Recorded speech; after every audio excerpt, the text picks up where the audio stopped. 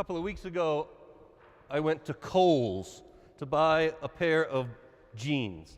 Just regular, everyday blue jeans, the stiff blue denim kind. I haven't done this in a while, so I was immediately confronted with the fact that they number jeans. So you have 501s and 502s and 5-somethings and 520s. You have your straight leg, your not so straight leg, your generous straight leg, your bell bottoms. I didn't want those. So I found the ones that are normal, right? Normal, straight, very stiff, brand new jeans. The price wasn't too bad. I was happy. And as I was leaving, I noticed that the same jeans in a pile next to the ones I had just taken out, but they were slightly faded. And they were a little bit more expensive. Pre-washed, I think they called them. And next to those were some that were even more faded and a little bit more expensive. And next to those were the same jeans I was buying, but they looked like they had been dragged down the highway by a truck and run over. They were torn. I thought they were dirty, very faded, beyond faded. I think they even had a patch on them. And they were almost twice the price of the jeans I was buying. It didn't make sense to me.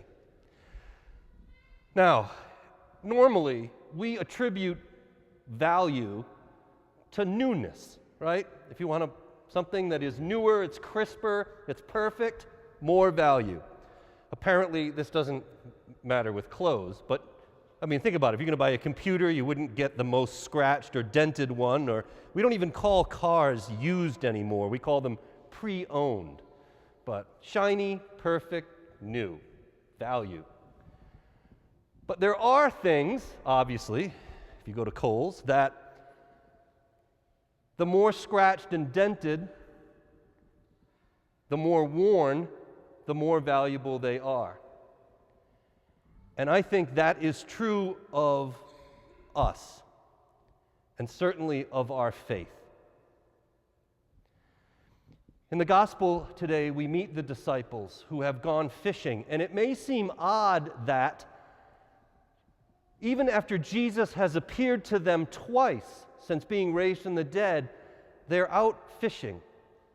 They remain confused and bewildered about what is happening. But if we think about what has been going on with them, it's almost as though they're suffering from kind of a post-traumatic stress.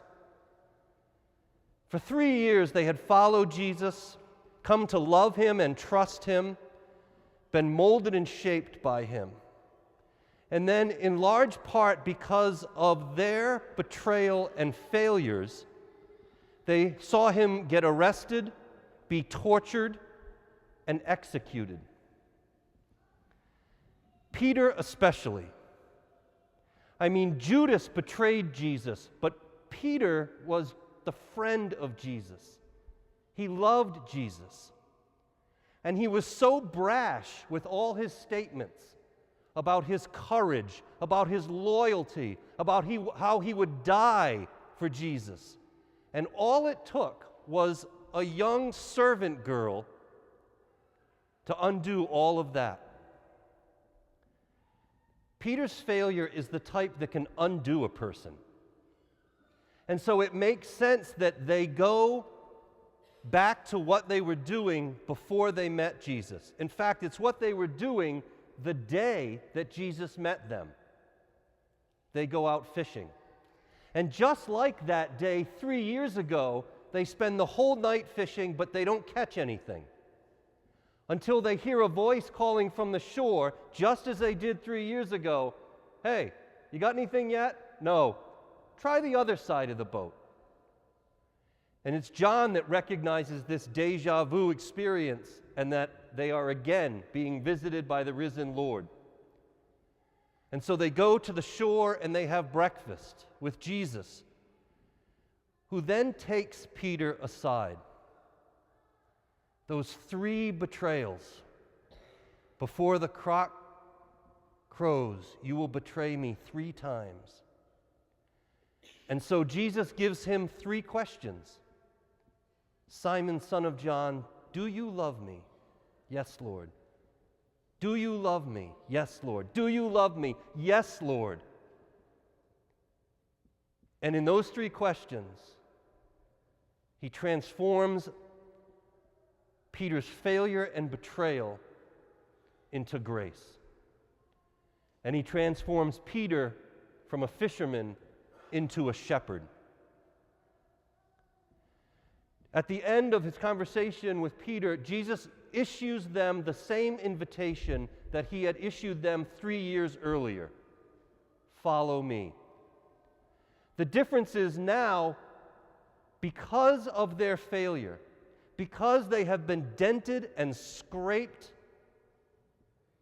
because their faith has been tested and found wanting, but because they have experienced the love and mercy of God, perhaps for the first time, now when they go forth as disciples, they are real disciples. Because the love and mercy and compassion of God is not an abstraction. It's not a classroom teaching. It has happened to them. And it has changed their hearts. You see it in the Acts of the Apostles. Look at these people. They're out in public talking about Jesus, the risen Lord, about how God's love permeates the world, about mercy and forgiveness. They get arrested, they get beaten, they get released from jail, they go back out. These people are alive because they've been set free. They know what mercy feels and tastes like, and they will never be the same. And so it is with us. We're not on a beach today in northern Galilee. We're here in this basilica. But the Lord asks us, as he does every day, the same questions. Do you love me? And we say, yes, Lord. You know that we love you. We wouldn't be here today if we didn't love you. And Jesus says, feed my sheep.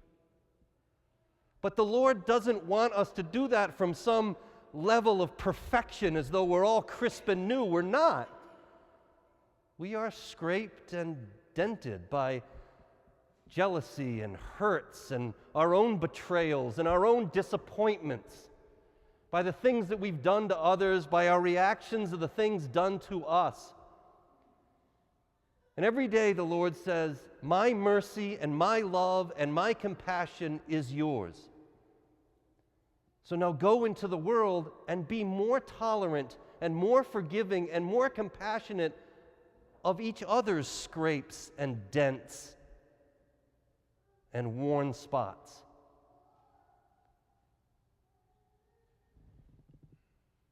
You know, when you paint a wall, you sand it first so the paint sticks. You know, when we drive on the toll road and they're about to repave it, they rough up the old pavement so the new asphalt sticks. The way that God's mercy and forgiveness sticks to our hearts is by our recognition that we have some rough spots, but that God has filled those in with his love and mercy. Do you love me? Yes, Lord. You know that I love you. Then go treat people with the same love and compassion that I show you every day. Follow me. Be my presence in the world.